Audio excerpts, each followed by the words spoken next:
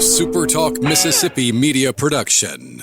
MidDays with Gerard Gibert is on the air. MidDays with Gerard Gibert is powered by C-Spire. Power your home or business with C-Spire Fiber. To learn more, visit supertalk.fm/C-Spire. C-Spire Fiber powers SuperTalk Mississippi.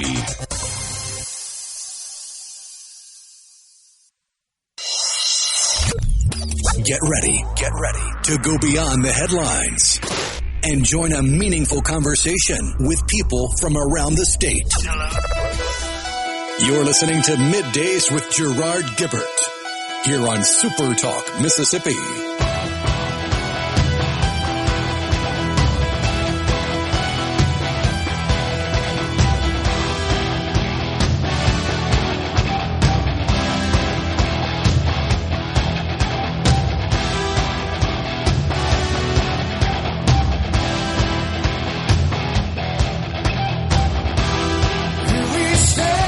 Good morning, everyone, and welcome to MidDays, SuperTalk Mississippi. I'm your host, Gerard Gibert, along with Rhino in the Element Wealth Studio, guiding you through the middle of your day with facts, fodder, and fine music. Kicking off a brand new week here, Rhino. Howdy, howdy. It is President's Day, and that means the parking lot is largely empty, so we were able to secure a closer spot here this morning. Kind of hard to keep up with who's open, who's not, and that sort of stuff, right? Government closed, right? Banks closed. Markets closed. Most everything else, retail and so forth, open. I had several friends in the group chat celebrating their day off today, or I guess gloating about it. And who might be their employer? A variety of people. Yeah. Okay. Well, I think one was government. One might be in banking. Another one was in graphic design, so just all over the place. Gotcha. Well, good for them. Enjoy their day off. You and I here, though, carrying on the show as appointed on this president, as Nixon used to say. President's Day. The Washington Times, interesting opinion piece. In that newspaper, their slogan, by the way, is America's newspaper. President's Day, a scam designed to rob us of our history. That's the title from their article discussing this holiday. And in the graphic underneath the headline, Rhino's got Lincoln and Washington, like bust shots of them with masks on. I'm not exactly sure what that means, but they describe President's Day as a fraud. They say it's part of the left's ongoing campaign to elevate mediocrity, downplay or disparage our heroes, and something they seem to be working relentlessly for, and that's erasing United States history. That's what they say.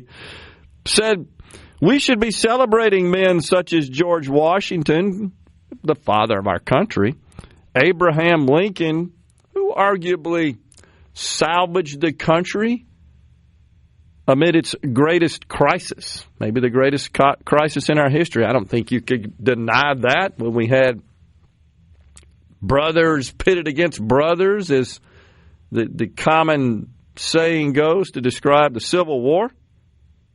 They say, instead we have this meaningless mush called President's Day. Who are we honoring? Millard Fillmore, James Buchanan, Joseph R. Biden? How about that? Biden now, he's mentioned in the same vein with Fillmore and Buchanan, who were terrible. Man. I hate to be the well-actually guy, but I'm going to be the. I don't hate to be the well-actually guy. I do kind of enjoy it sometimes, but I hate to be it in this instance because what are they talking about? If they had any understanding of history, especially the history of President's Day, they would understand that there's not really a national President's Day. Like at the federal level, it's Washington's birthday. That's right. It's a hodgepodge of all the various laboratories of freedom we have across this great nation that decided to honor various presidents, and they all kind of coalesced around Washington's birthday because he was the father of the nation. Then you get into the whole, well, he was born under this calendar. Yeah. Technically, one of the what are they smoking that they're talking about? It's taking away history when we actually, like, there's a day devoted to past presidents. And different places got to choose which past presidents they wanted to lionize. That's true.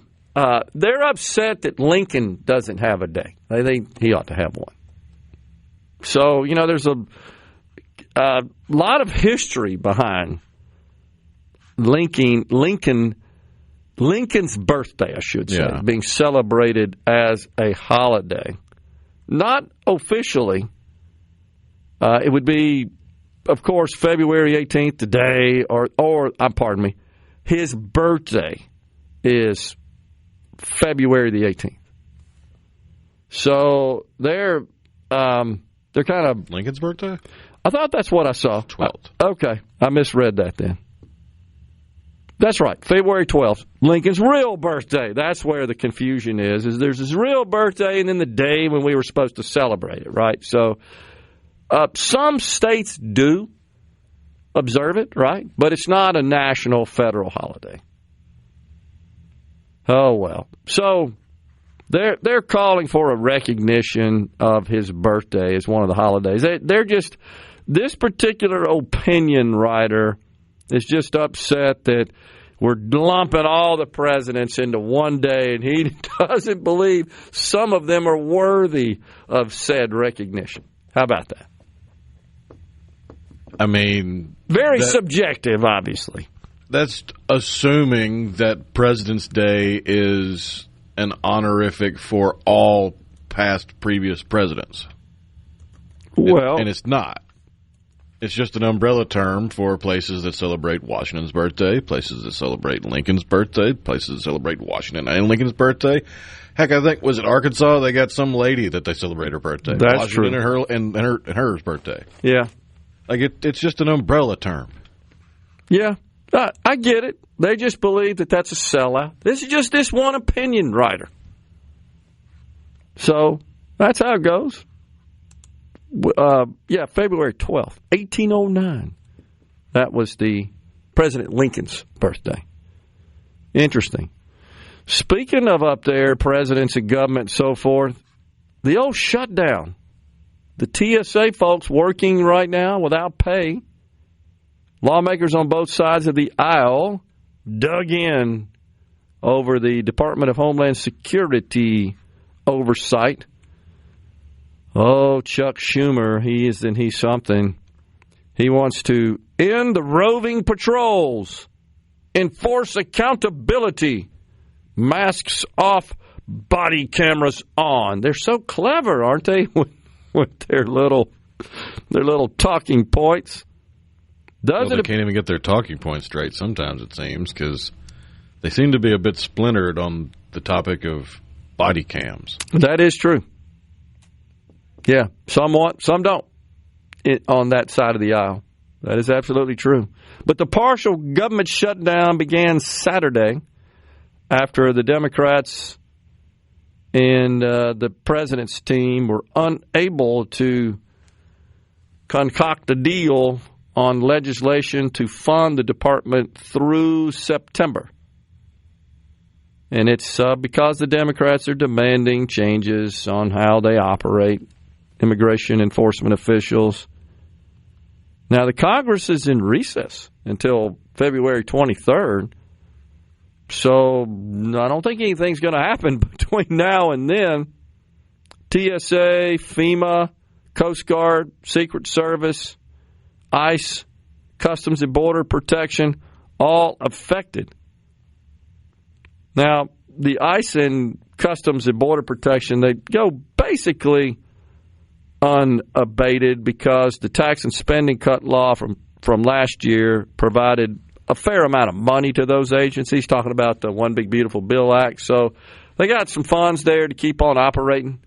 Not too much of an imposition on them. About 90% of DHS employees, they're working throughout the shutdown. But they are doing so at DHS without pay. That's different than ICE and CBP. We have an alphabet soup of agencies, do we not? Just feels like too many. There's just so many. The border czar, Tom Homan, he said, I don't like the masks either, but these men and women have to protect themselves. This wouldn't be necessary there, Chucky Schumer, if you tell the people on your side, quit doxing these people.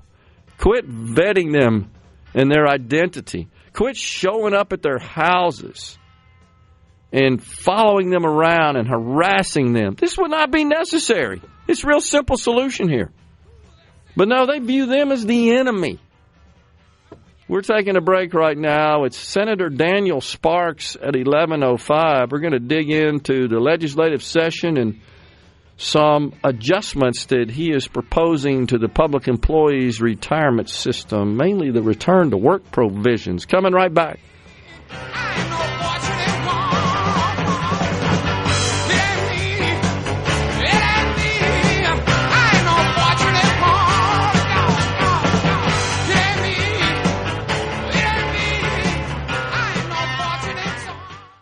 Hi. This segment of Middays with Gerard Gibert is brought to you by Covington County Hospital in Collins, where your health matters. Now back to Middays with Gerard here on SuperTalk Mississippi.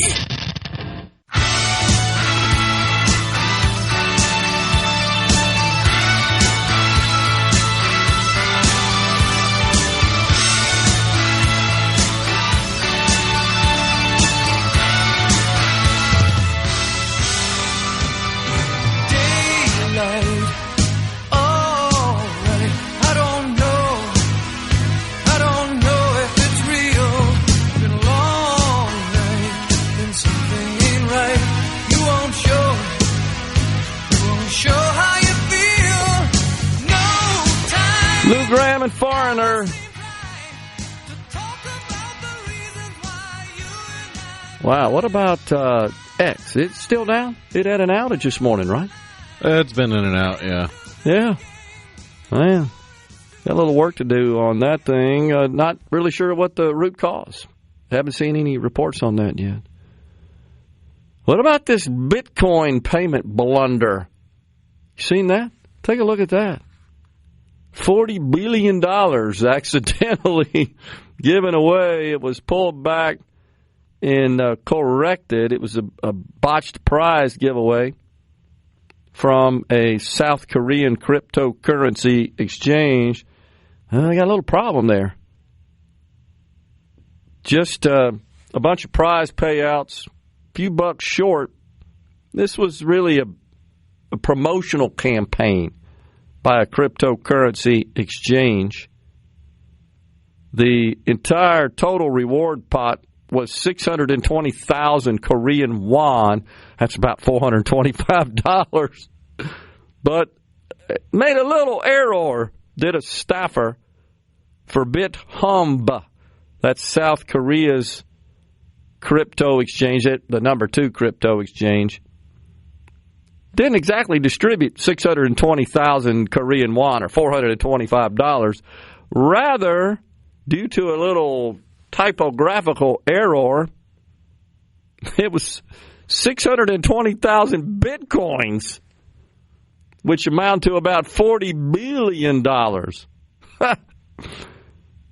Man, so the winner was supposed to get about 2,000 won, and by the way, that'll buy you a cup of coffee. Literally, cheap coffee. Yeah, as of 5 minutes ago, 2001 is $1.37. There you go. So the company since has reversed the transaction and gotten it right. But, man, that's really something. Recipients, believe it or not, many voluntarily return more than 99% of the misdistributed bitcoins. They're still trying to convince the exchanges, some of the users, to give it back, all the funds. Wow. It's kind of hard to promote yourself as a trusted name in a digital currency exchange when you make that sort of error, right? That doesn't bode very well. Oh, man. I just thought that was fascinating.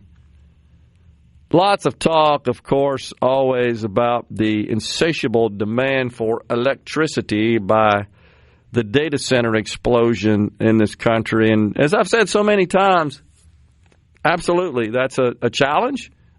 But human innovation will tackle those challenges and resolve them. My money, my bets on humans solving problems to improve the quality of life.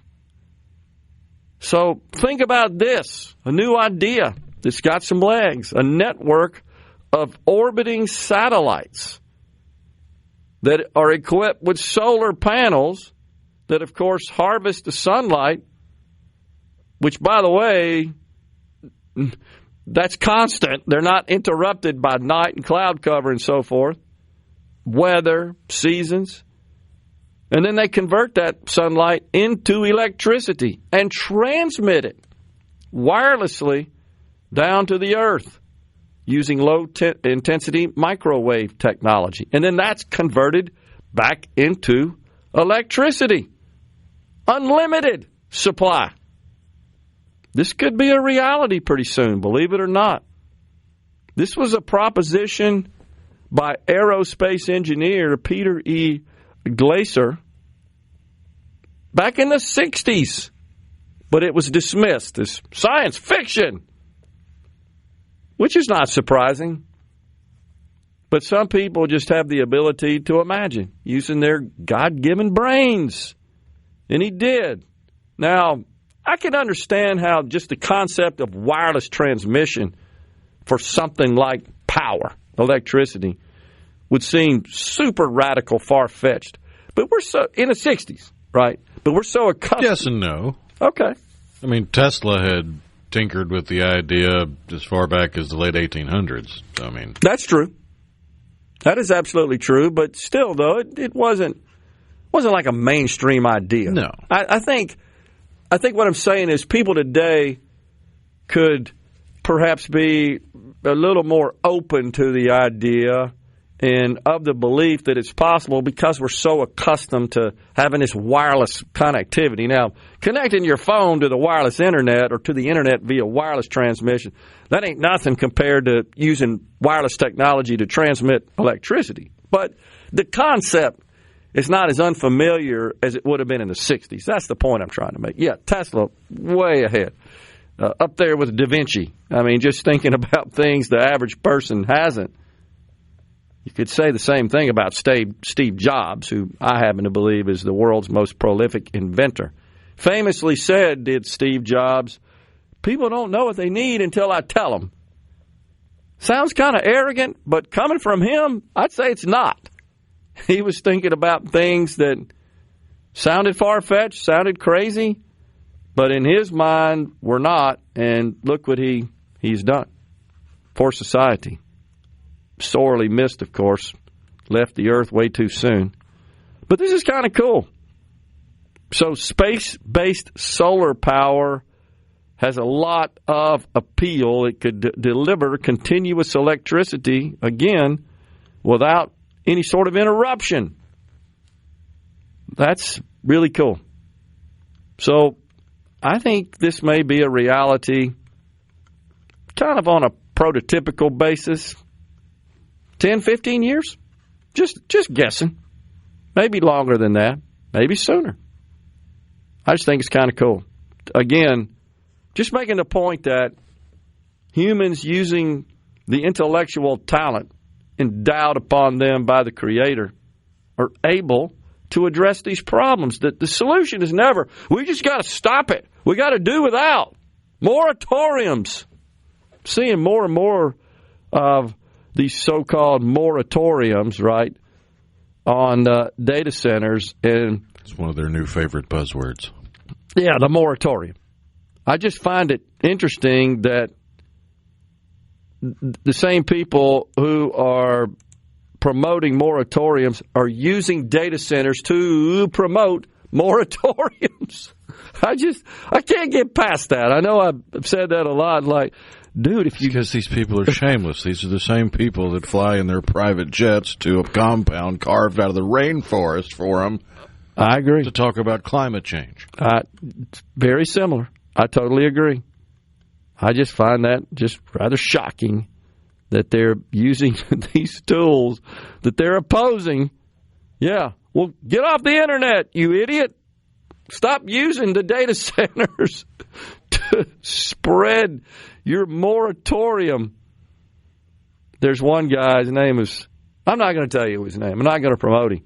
But, of course, I happen to stop, listen to his little 3-minute video, and then in the comments, be sure to subscribe to my videos, which means more data center use. What a dang hypocrite. And some of the stuff they say just blows me away. Yeah, please support my page. Making videos and traveling is expensive. And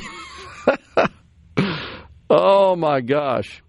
What if one person says, what if they disguise these data centers as something else? Oh, man. I'm more concerned with the water usage than the electricity. New power plants can be built, but it's very hard to generate new water. Really? What the hell is that comes out of the sky? Oh, my gosh. Oh, boy. Just lots of stuff in these comments that I just find fascinating. Once again, leveraging this technology. Oh, man. I think that's the reason for Elon merging AI and SpaceX to put data centers in space and use Starlink to handle transmissions to Earth. Yeah, he does have such plans. He's discussed that. One person did say data centers actually do good things for the communities. Well, all I know is every single one of you people are using them for nothing, by the way. Every single one of you people. Every character you type increases the need for what you oppose. Unbelievable. One comments, thanks to all who are fighting against data centers. You just used one for that. We're coming right back in the Element Wealth studio.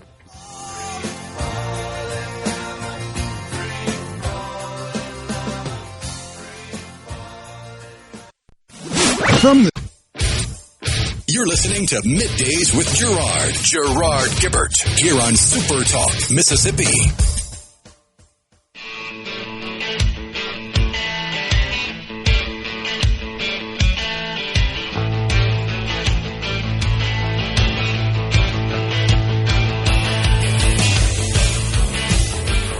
Don't forget Senator Daniel Sparks in the Element Wealth studio at 11:05 today.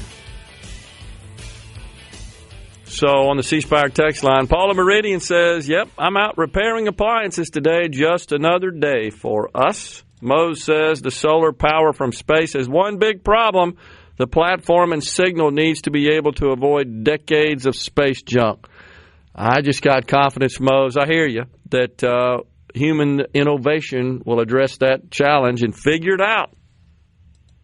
Richard says probably why space defense is so important if our energy source is coming from outer space. I agree. It does call that into focus and perhaps makes it more critical. I would agree with that. Terry in Past Christianity says real science continues to progress along the same lines as science fiction. Yeah, the future is power from space, whether it be reactors in space or you get far enough down the line, you get to the point of a Dyson sphere where you just start putting panels around the sun. Get it from the source. Yeah, that makes sense. Totally understand.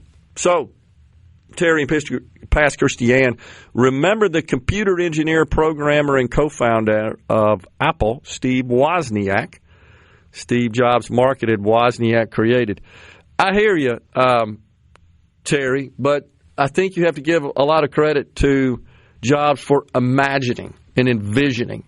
Wozniak, no doubt, they worked together, and Wozniak more the producer and the executor, often on Jobs' vision. Look, they both had a lot of input, and their brains were used jointly to create enormous value for society. How could anybody deny that? And Jobs had his fair share of misses, too. No doubt about it. Like, that's pretty much why he got run out of Apple to begin with. Yep. Well, he had just a series of products that looked like a good idea. Down the road, they were good ideas. They got implemented in different technologies, but at the time, just not feasible. Yeah. But isn't that true of all great inventors and entrepreneurs? They fail a lot along the way till finally something gets traction and works, and off they go. Yeah, if he hadn't gotten kicked out of Apple, we wouldn't have had Pixar. That's true. In the same way. He also created the Next computers. Remember that? When he left, which were graphics-oriented devices, kind of took that to another level. And that's nothing today, but back then you needed sort of special computing to handle raster graphics and that sort of processing and software. He also famously told the board of Apple, this is something else that got him ousted as the president, personal computers are meant to be personal. They're not supposed to connect. He actually opposed incorporating networking functionality in the original lines of Apple's PCs, the Macs and so forth. And the board said, I think you're wrong about that. And of course, he came around, obviously, and changed his heart when he realized, no, that's actually pretty powerful and pretty neat thing to just envision now that we have these devices we carry around that provide us access to every fact.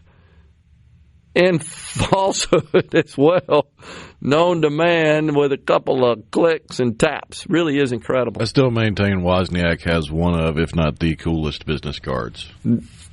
What's that?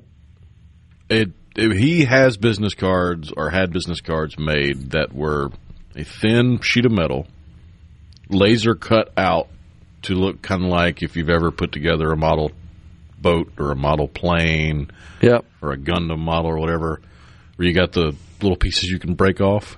Yep. So he has a little thin sheet metal business card that you can break off lock picks out of the business card. I didn't know that. Oh, yeah. Lock picks. That is hilarious. So we got some sound here to play for you. To set this up, this is AOC. She was abroad at a security conference over there in Munich. There's a town hall, essentially. And she kind of struggled with some of the questioning. Take a listen. And should the U.S. actually commit U.S. troops to defend Taiwan if China were to move? I think that this is such a, I think that this is this is, of course, a very long-standing policy of the United States. And I think what we are hoping for is that we want to make sure that we never get to that point. And we want to make sure that we are moving in all of our economic research and our global positions to avoid any such confrontation and for that question to even arise. How many ums was that in that short minute and a half or so? I don't even think it was that long, was it? That was a bunch. Clearly struggling with the question, and you just made the point, it's a long flight from the U.S. over to Munich. You had some time to review. This is what you were going to talk about. It wasn't like this was a random, off-the-wall, out-of-nowhere question. This was the core topic. Security. That's what it was about. How could you not consider the fact that China has been saber-rattling around Taiwan for a long time and would like nothing more, believes they are the rightful owners of the Taiwanese nation? It is critical to our national security and economic interests because there's so much chip making that occurs, the chip manufacturing on the tiny island nation. So just to ignore that and not have a clue what you're talking about? Yeah, I agree. I hope we never get to that point as well, but you really didn't answer the question. because sadly, to give her credit, at least she gave it a chance, gave it a shot, tried to answer the question. Gretchen Whitmer just continually just pointing at her. She just wouldn't even answer. In fact, she referred it to somebody else, right? Yeah. Hey, why don't you take that one? Gretchen Whitmer, the governor, of course, of Michigan, also thought to be a prospective presidential candidate, along with AOC. I think that ship sailed for old big old Gretch. I hope so. She's horrible, in my view, but you would think that she would have a little more insight into this, talking about AOC, into this critical issue. I mean, that's kind of the pretty whole straightforward. Point of going over to Europe to a security conference to speak, is if you're trying to lay the groundwork for step up. I feel like that the likes of AOC, they're so focused on attacking economically successful Americans and figuring out or promoting the idea of just more government programs and more government dollars being distributed in this country. They really aren't comfortable or proficient or deft at discussing a thorny issue like China and Taiwan. I mean, it just never crosses their mind, not understanding, yeah, that's a pretty important matter for the commander-in-chief. There are hot spots they get briefed on across the world every day. It's a matter of national security.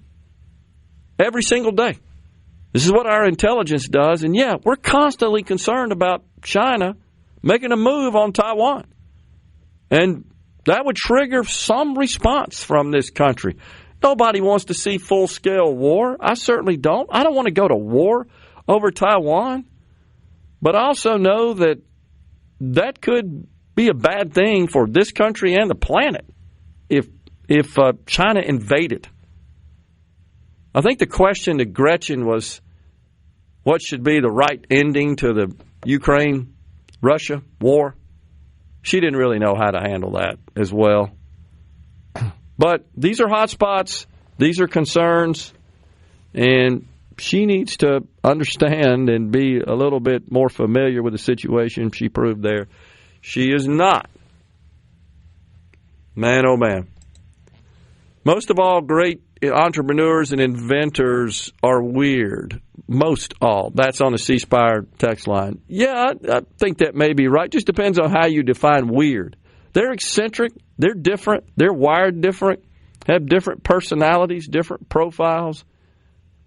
They're just they're creative sorts. They're artists. It just happens to be that in the case of Wozniak, Jobs, Musk, Zuckerberg, Gates, they're eccentric in that respect.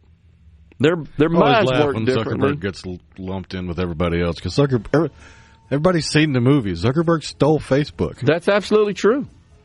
100%. And to a great extent, I've told the story before about how Gates ended up founding Microsoft. I mean, he went to somebody that created what IBM was looking for when they invented the PC, and he went and offered him a little money and got it. Went back to IBM, said, here it is, I got it. They said, yeah, that's it. And boom, that launched Microsoft. And from there, he became the world's richest person for a long time, all because of something created and invented by someone else. But he understood how to leverage that. He was really more of a business person and a swindler than he was an entrepreneur.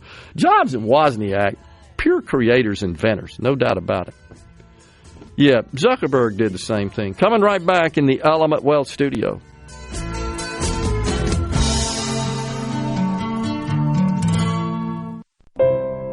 You're listening to Middays with Gerard here on SuperTalk Mississippi.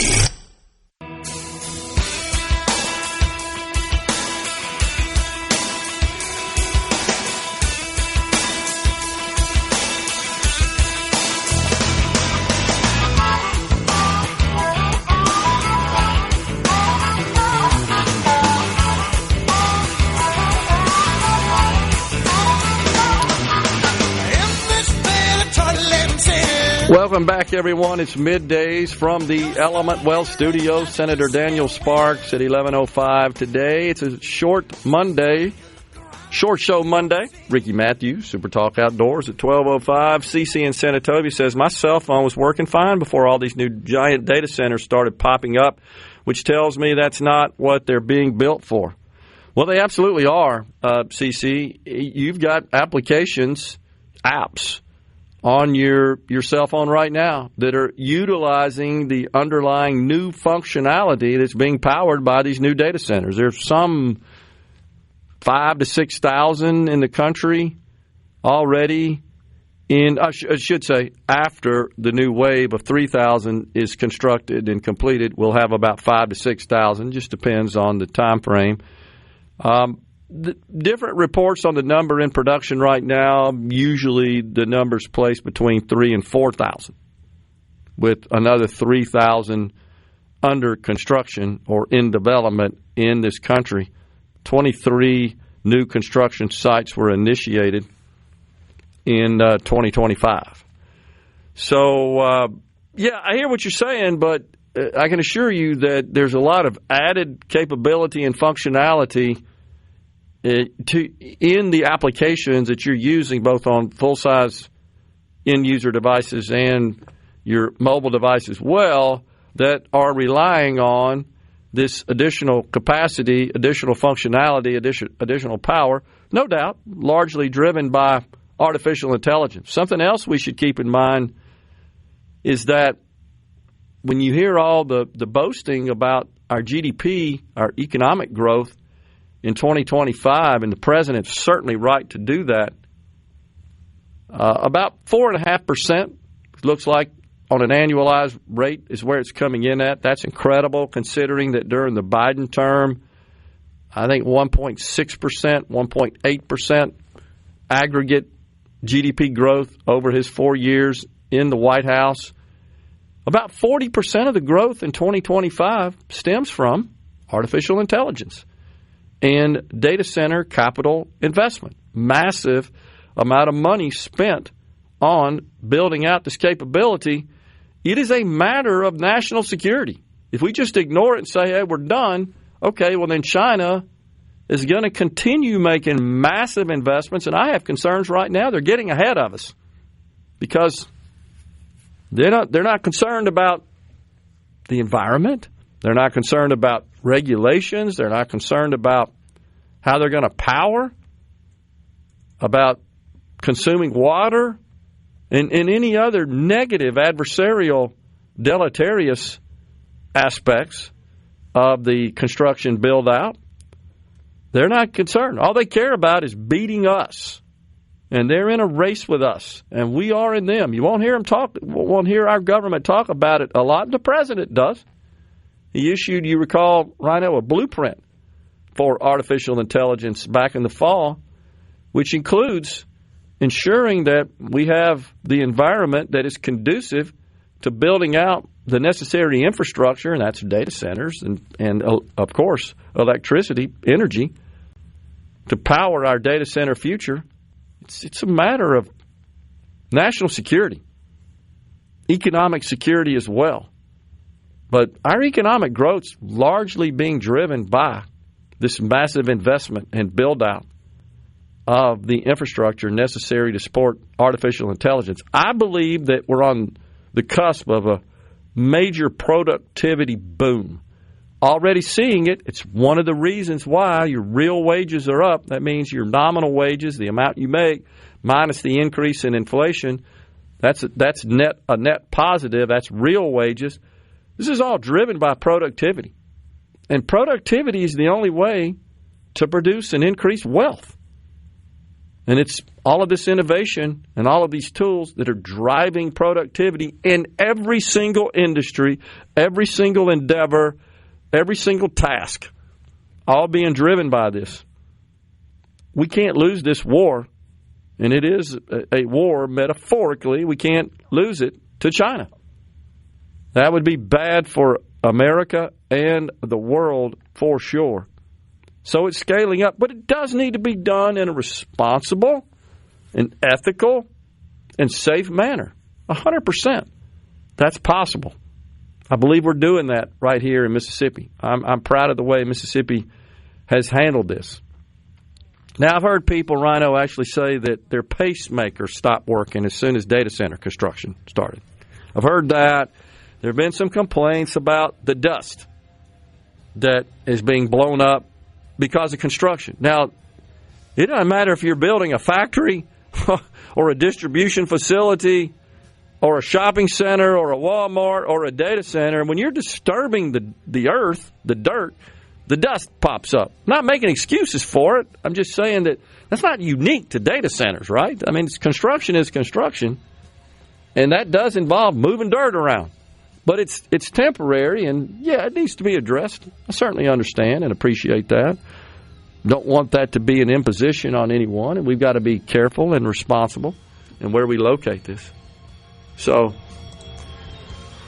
we're going to come back after a break right here. We've got Fox News and SuperTalk News up next, and Senator Daniel Sparks. Your hour of Middays with Gerard Gibert is brought to you by the Mississippi Business Journal. Visit msbusinessjournal.com. Scott Coopwood, publisher and president. And now, the talk that keeps Mississippi talking. That's what I like to listen to. You're listening to Middays with Gerard Gibert here on SuperTalk Mississippi.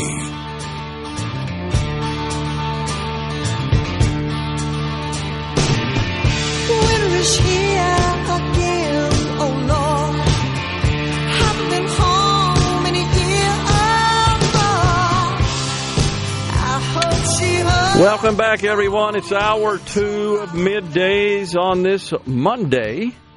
Kicking off a brand new week here from the Element Wealth Studio. It's President's Day as well, but we're pleased to welcome now Daniel Sparks. He's a Mississippi State Senator representing District 5, which incorporates Itawamba, Prentiss, and Tishomingo counties up there in the northeastern region of the state. Serves as the chair of Economic and Workforce Development Committee and vice chair of Judd B. Is that still the case? That is correct. Yeah. Yes, sir. All right. Senator Sparks, good to see you, sir. Thanks for coming in. Absolutely. Thank you for having me on, Gerard. Yeah. So I know that you and I have had numerous discussions. You have really been heavily involved in addressing the public employees' retirement system.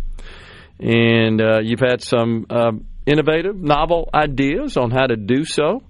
And continue to work on that. Of course, you're trying to appease a large and diverse group of stakeholders, shall we say. We've got the active participants that are paying in, expecting that fund to be there to fund their retirement. When they get to that point, you've got retirees that want to make sure there's no disruption to what they're receiving as part of their defined benefit program. Then you got the state government, the taxpayers, and the actuaries. They've all got a piece of this as well, right?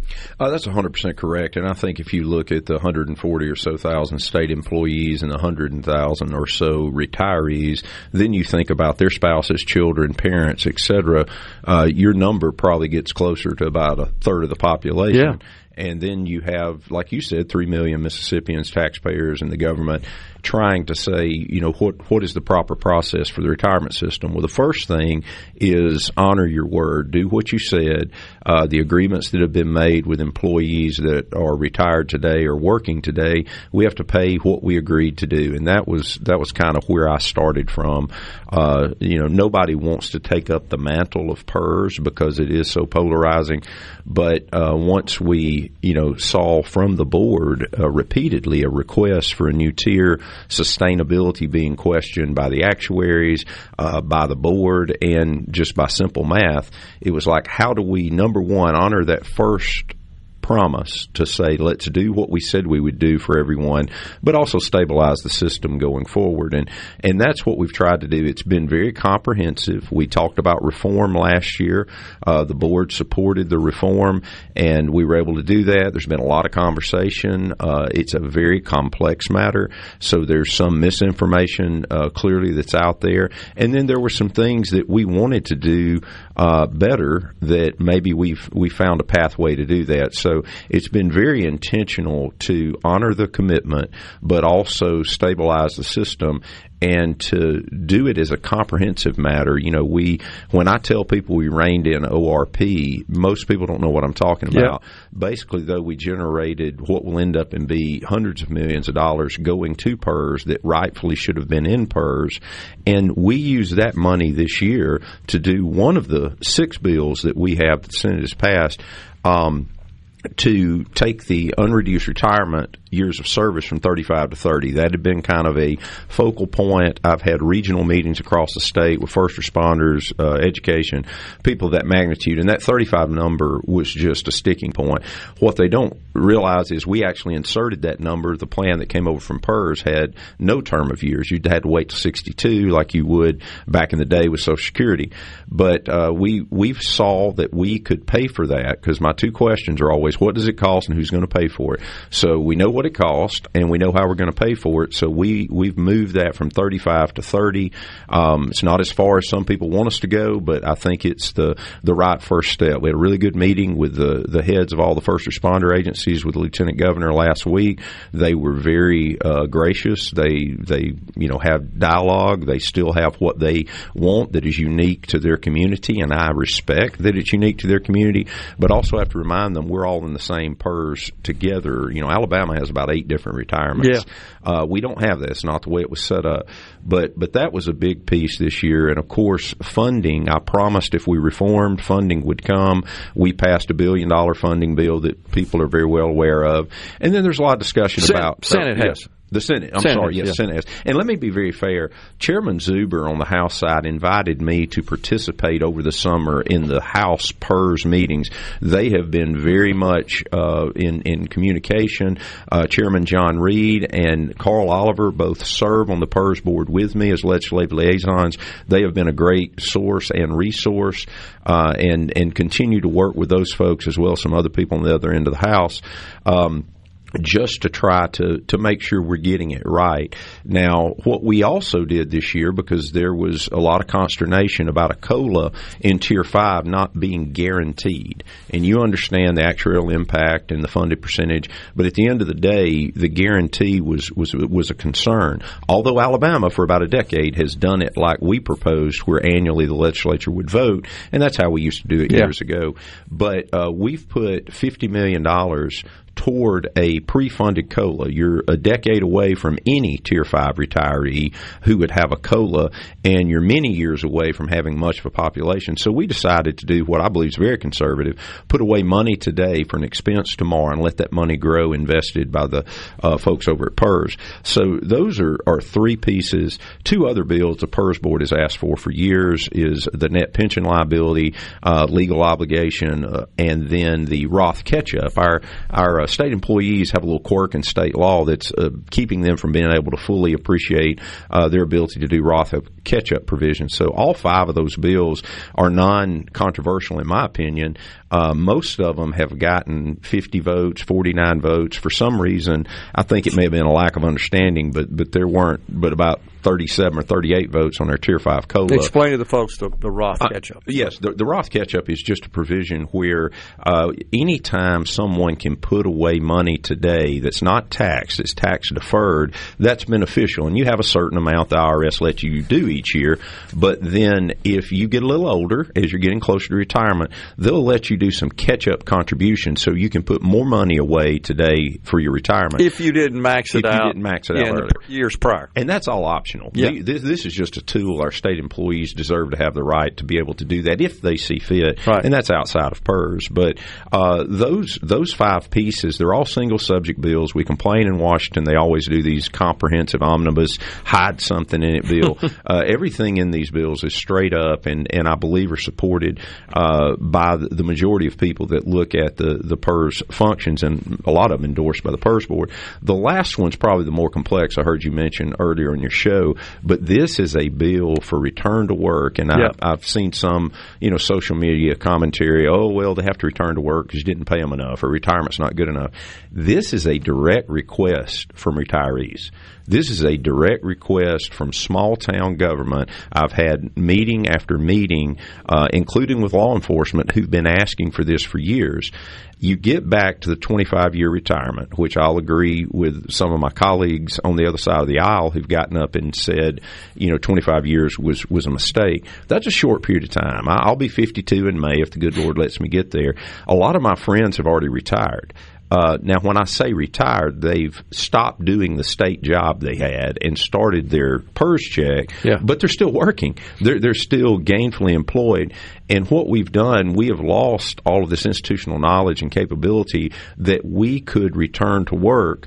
And based on the way the PERS rules were written, and a lot of this is IRS-driven, we just didn't allow them except under very unique circumstances. I have a bus driver in Tishomingo County who's retired, who's wanted to drive a full bus route because the way the rules are, he can't drive a full bus route because we normally had 50% work, 50% pay, or 25% of your high four. We're not taking any of that away. You can continue to do that. Let's stop right there. Let's explain this. So the return to work concept simply means is you've retired, you've entered the retirement phase, you're drawing benefits, you want to go back to work. Just like you said, you're still young enough, you got gas in the tank, but you can only do that and continue to retire benefits if you meet a couple of main criteria, and that's correct. Right, yes. Can't work more than half the year for that job, I think, and your pay can't be more than a quarter of what your high 4 years' salary were that was used to compute your retirement. That's correct. So we're basically telling experienced state employees who've retired, we're not going to hire you back on reasonable circumstances, but this would allow them to get up to 80% of the position for which they're applying. It has nothing to do with their retirement because their retirement has not ceased.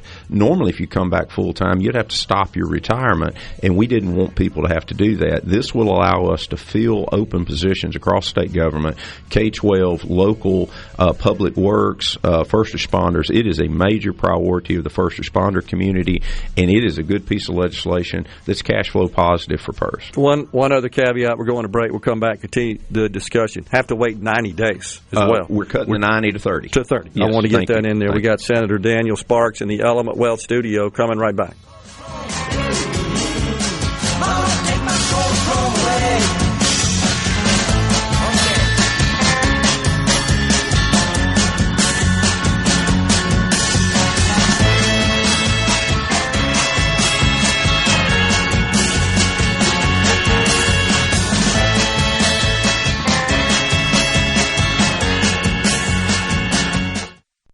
Nowadays, Middays with Gerard Gibert. Let's do this. On SuperTalk, Mississippi. Let's go.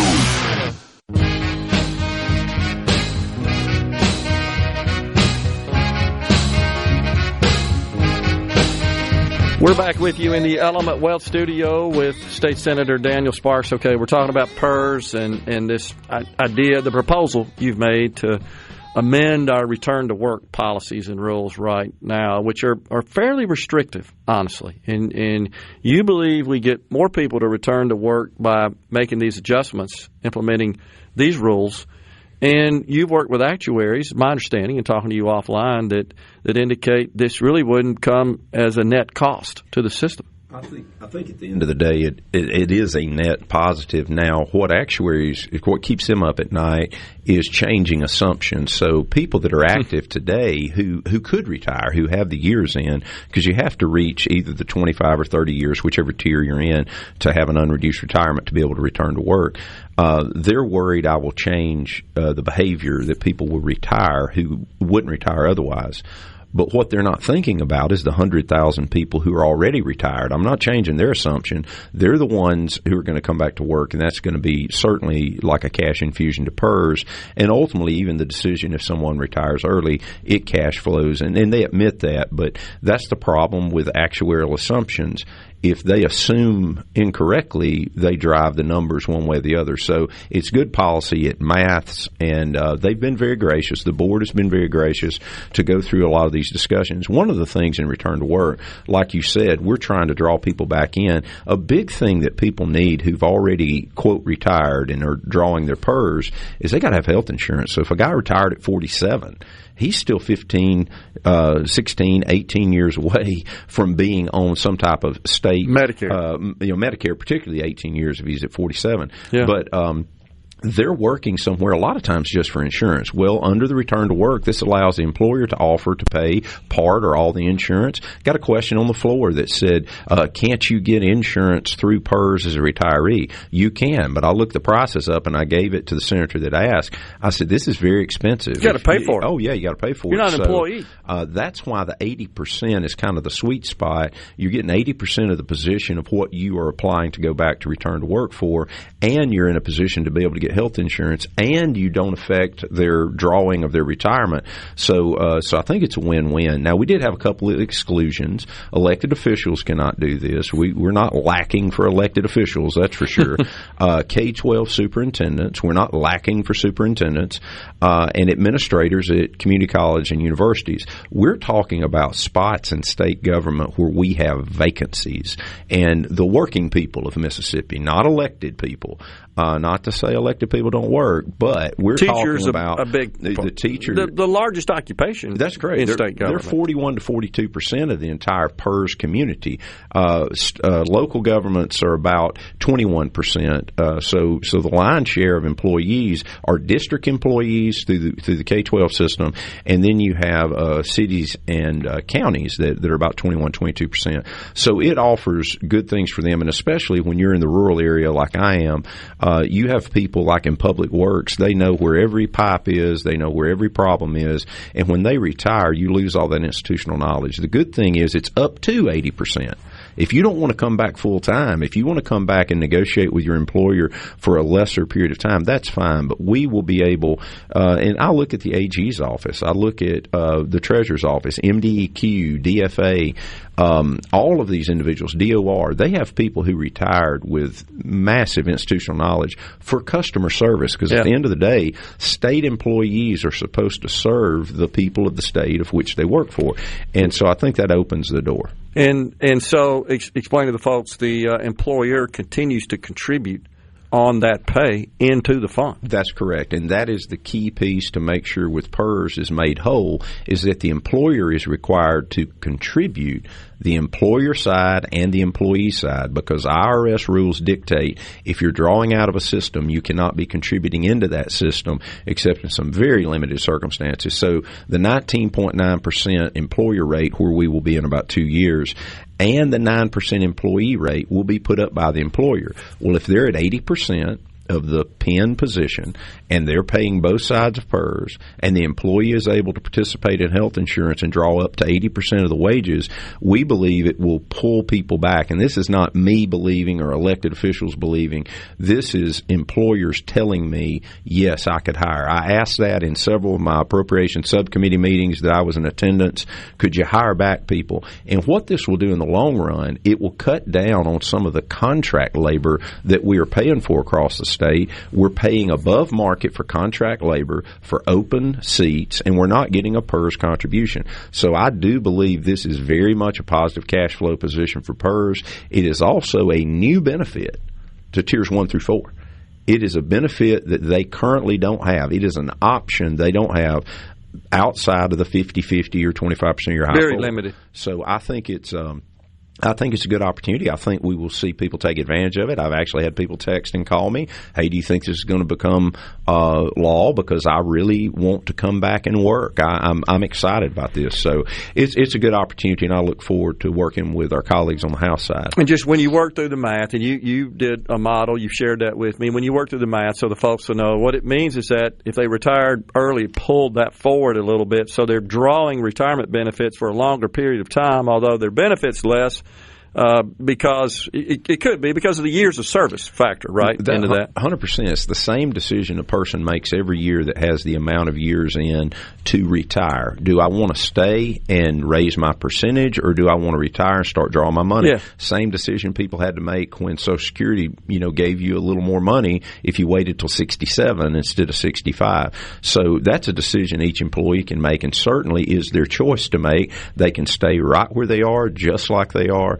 But the big group of people right now that I think we will see take advantage of this are the people who've already made the retirement decision. I think you're right. And are young. Yeah, I think that's right. So it could go a long way towards addressing our critical teacher shortage. 110%. We have 3,900 was the number I think I heard put around this year. It was over 2,000 last year. I don't know if that's all classroom instructors, but that's a big number in the state of Mississippi. Yeah. But again, it's offering people another option to ply their trade for the state of Mississippi and continue to draw their retirement. But I can tell you, especially in the first responder community, and the same is true in K-12 education, having someone who can mentor our young employees may help our turnover rate. Big deal. Unfortunately, have a large turnover rate, wash rate, if you will, the first 5 or 6 years under the current retirement system. So it's not the retirement system. There's something in state government, and the first thing people would say is we pay less than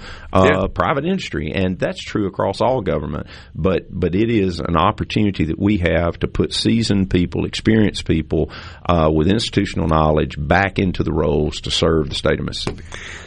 Let's talk about other stuff going on. Let's talk about your side of the Capitol, some other legislation you want to share with us. Sure, and we, as most people know, we swap bills. Deadline was Thursday for our bills to get out of the Senate and House's bills to get out of the House, so I'll have an opportunity to review a lot of what the House has sent us.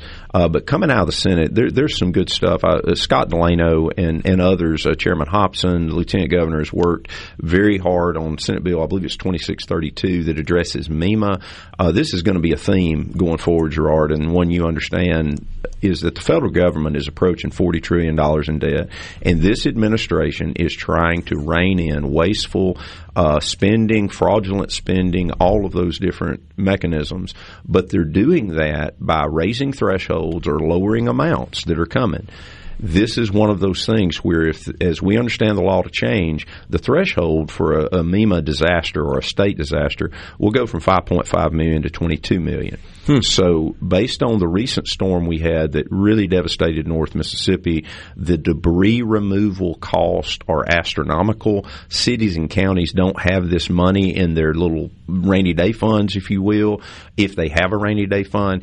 And this would help us push toward a revolving loan style of program so that we could help our local units of government when they have an unexpected cost like this, especially if the FEMA dollars are not going to be as lucrative.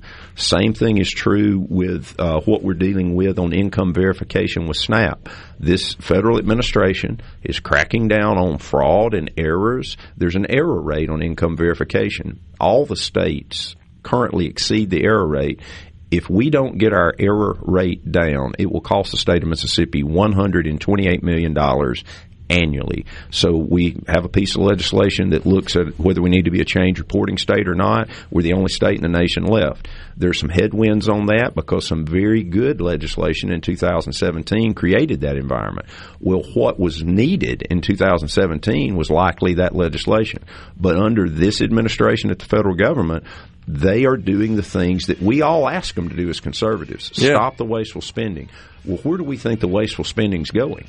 It's going to states. So we're trying to be proactive and prepare for changes. So those are two major pieces of legislation that I think are addressing. The third is the funding formula for the IHL, and that's something we can certainly talk about. But the federal government's not going to continue to allow direct loans for failing programs, not failing students. Failing program, which is a huge problem.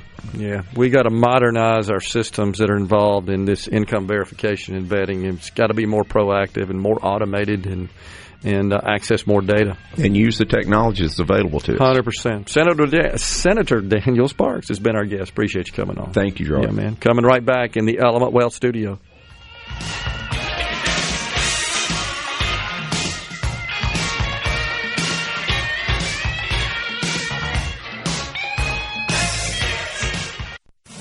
Bring it on. Middays with Gerard Gibert. It is on SuperTalk Mississippi.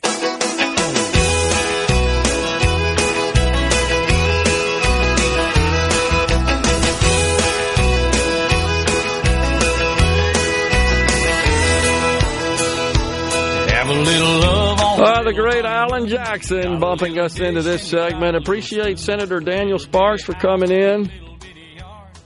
So, and really appreciate, Rhino, him making the effort to come be with us in the studio. They don't gavel in until 4 o'clock today. And it just makes for, I think, a better conversation and a better flow when we've got our guests in here. And I understand it's not always possible to accommodate, but he did share with me afterwards. I said, what time you guys gavel in? Monday, typically they do go in session later as they travel. Many travel home and then return to Jackson. So we appreciate him coming in. And look, he's being creative to try to address this PERS issue. House, of course, has got its ideas. The Senate has its ideas. They're going to have to work together to figure this thing out. No doubt about it. I do like the return to work proposals that he's put out there. And I'd like to see that become law. It's always been a concern about how that perhaps could burden the system. But actuaries have done fairly rigorous analysis of that.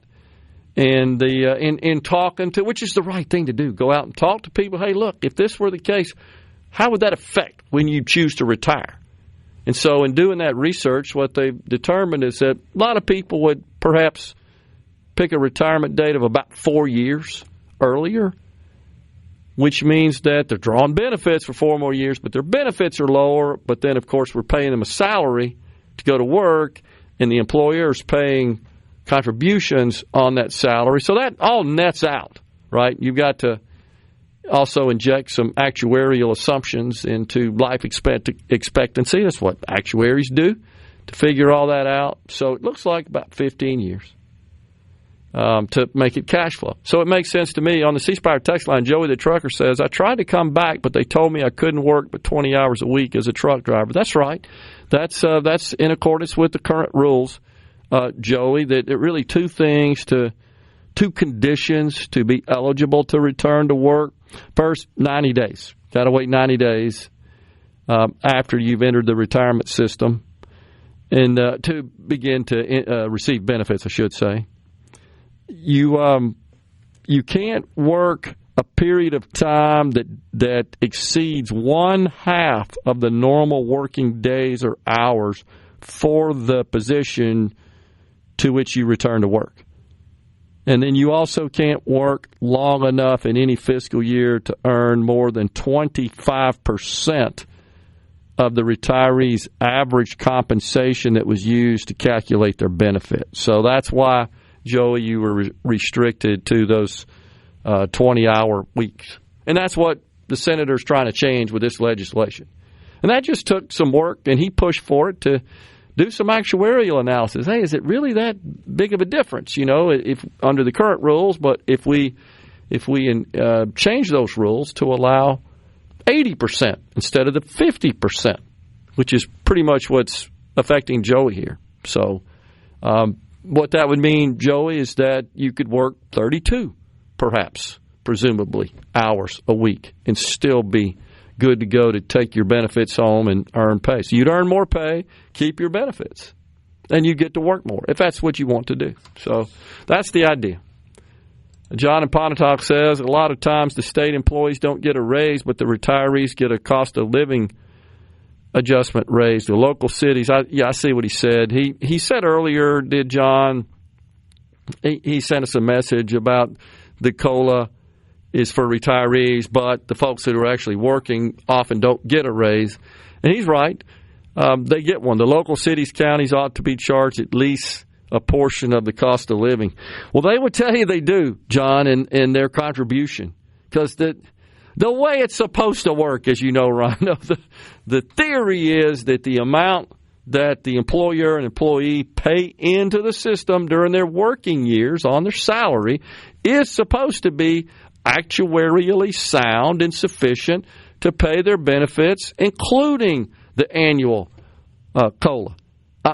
The problem to me is that it's really not a COLA. If it were a true cost of living adjustment, then it would be based on the increase in the cost of living, which is measured by traditional government metrics, the consumer price index, the personal consumption expenditure.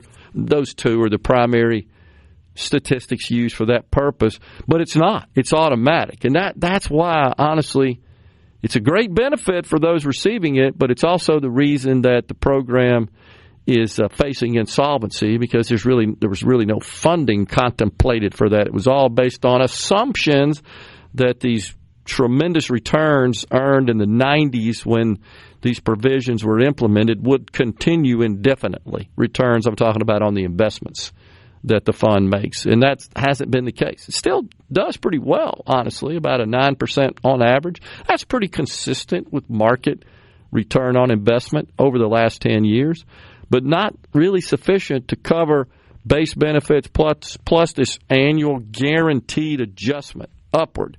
Think about Social Security. That truly is a cost of living adjustment. It's tied to the CPI, and when the CPI shows an increase year over year, then those on Social Security get an adjustment that's commensurate with that. This is an automatic deal. You're going to get 3% compounded. It's 3% straight until you hit 65, then 3% compounded year after year. No stop. Regardless, we could experience deflation, which means the cost of living actually plummets. You still getting an adjustment upward. That's what makes the math difficult to function. So let's see here. Nowhere near insolvency. It absolutely is. If you look at the way, it doesn't mean you can't pay benefits. That's not what insolvent means, just so you'll know. That's a different computation. If the program is just unable to pay benefits, which you're right, it's nowhere near that case. It has sufficient assets to do that. But insolvency is in defined benefit program parlance means that you don't have enough money coming in to pay the benefits out long term. It absolutely is in that predicament. And that is, of course, projected over a protracted period of time. But if you don't address it now, it gets way more expensive to deal with in the future, which kind of brings me to the discussion of Social Security, which is on a similar path, actually a much worse path than Mississippi's public employees retirement system is concerned. And over the weekend, Maya McGinnis, who chairs the Center for a Responsible Federal Budget, wrote a piece really talking about this Social Security pending insolvency coming, and it's absolutely real. In about 2032, the program will not be able to meet its benefit obligations. Everybody receiving Social Security will receive a 24% benefit cut. Oh, and it goes to new beneficiaries as well as existing beneficiaries. And by the way, there's no really easy fix for the government here, in that the cuts are automatic, is what I meant to say, without action on the part of the government. It's not like, okay, we'll just go borrow money and pay it. You really can't do that the way it's currently structured under law. And of course, this is the third rail of politics, just like the public employees retirement system to a great extent is something that, as you know, Rhino, many lawmakers don't want to discuss. And there are lots of scare tactics about, how to address this issue. And I know I get criticized a lot because I'm told I oversimplify it by saying, look, you got to have more coming in, less going out, or a combination of the two. But it really is quite that simple. Now, how you achieve that and accomplish that, that's very complex. And, of course, the left says, well, let's tax the millionaires and the billionaires. And then there's some who say, well, it's the improper payments. That totals about 0.75% of the total program cost, and the shortfall is about 18 times that. So, sure, more revenue can help. Really impossible to save Social Security just by raising taxes on the very rich. That math doesn't work. So something that is fair game, though, is everybody running for U.S. Senate that will be elected in this coming November. They're going to have to deal with this issue because of the 6-year term. Members of the House maybe will not if they get reelected and exit sometime before that 2032 period. But those being elected to the U.S. Senate with a 6-year term, they got to deal with this. So it's certainly a fair question to ask any candidate in the country for U.S. Senate, hey, what's your plan to address this problem, to address this issue? That's not true. Absolutely not. Even without Tier 5, actuaries project $40 billion fund balance in 2055. Not true. Sorry. I don't want to be confrontational with you on that, but the way that is calculated is a tried and true methodology that's been around in actuarial science for decades. So we can just ignore it and say, hey, it's not a problem, and wake up, and then all of a sudden we can't pay benefits or we can address it. Coming right back with the final segment in the Element Wealth studio.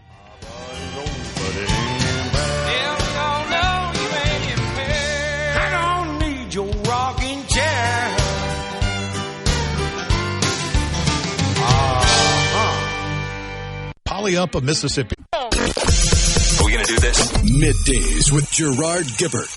Keep rolling. 3, 2, 1. On SuperTalk Mississippi.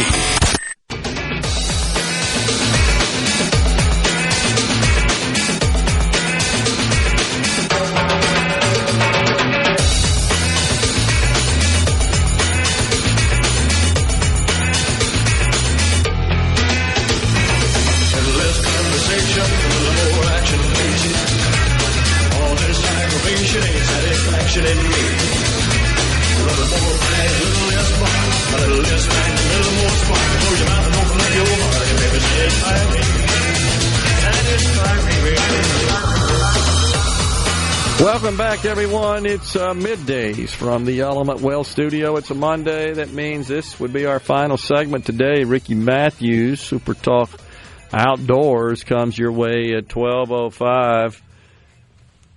Let's see here. Somebody said, oh, yeah, the average PERS benefit, $28,000 per year, including PERS. Huh? What does they mean by that? This is after working for lowest wages in the country. This person apparently fashions themselves as a skilled actuary. But do they realize what's required to achieve those sorts of credentials? I don't think so. So you can send me tables all day long. I'm not going by that. I go by the actual data produced by the highly skilled contracted actuaries that our system and every other system in the country has. If you want to just ignore it and assume it's not a problem, just like Social Security, go right ahead, because people will pay the price if this is not addressed. Just unbelievable. And all I can say about the PERS benefit, you're right, it's $28,000 a year. Social Security benefit's about $25,000 last time I checked. I'm not sure what the point is. I mean, you knew that when you signed up to go to work in the public sector, you had this pension benefit. I wouldn't rely on that as your sole source of income when you retire. If you have a lifestyle that needs more than that average $28,000 a year. The same with Social Security. By the way, the Social Security program, originally the concept and the purpose of it was to avoid being impoverished if you by chance made it to age 65. Because when it was created, the lifespan of a male was 59 and a female 61. So on the outside, smaller prospect of making it to 65, you got a little bit of money here to keep you from being poor. It wasn't designed as a permanent retirement program. That was not the premise whatsoever when the program was created. Let's see. hey, is it true that if I start drawing my Social Security at 62 and 65, I'll lose 30% of my pay permanently? That's D from Aberdeen. Well, yeah, if you retire early, it depends on your age and more than anything, because every age has kind of a different full retirement age. So I'm not sure what yours is. It's based on your year of birth, by the way. So, yeah, you would forego some of your benefits. You just have to think about how long you think you're going to live and whether or not retiring now, pulling less money over a longer period of time is greater than retiring later and pulling more money over a shorter period of time, assuming you're kind of projecting that's how long you're going to live in both circumstances. Let's see here. Something will get cut 24%, but it sure as hell won't be Social Security. So, but see, that's the problem that I'm trying to point out, is that according to law, you can't just send more money to Social Security and say, hey, go pay more benefits. It doesn't work that way. It's a completely separate fund from the general fund. It's not appropriated. It's processed and administered in accordance with legacy law. I don't know if I'm making that clear or not, but it's not the Congress doesn't sit there, how much are we going to give Social Security this year to pay benefits? It doesn't work that way. It's on autopilot, just like Medicare is. And so when it no longer has money to pay benefits in the fund, and all of the way benefits are paid are the amount we pay in while we're working, that goes to pay benefits to people who are drawing out, plus the amount that's been accumulated in a savings account, if you will. The problem is the savings account's being depleted because there's not enough money coming in to pay current benefits. And once it's depleted, then you don't have enough money to pay benefits, and the Congress can't just say, here, have some more money. So I just want to be clear about that. That's why Congress has got to act to keep that catastrophe from happening. Let's see. What else do we have? A lot of times, yeah, got that already about the state employees not getting their money. But, man, oh, man. Busy day today. A lot of fear-mongering, a lot of myths about all this stuff, both Social Security and the PERS program. It's a big thing that is being addressed at both the federal level with respect to Social Security and, of course, today having Senator Sparks on, the PERS program locally. Didn't get to a lot of other things. We got to talk tomorrow about the possibility of radar, allowing sheriff's departments out in the counties to use radar, at least in certain restricted circumstances. That's something going through the legislature right now. We'll see where that lands. A big school consolidation bill that would have at least studied the issue failed. Out of here today, back tomorrow. Until then, stay safe and God bless. A SuperTalk Mississippi media production.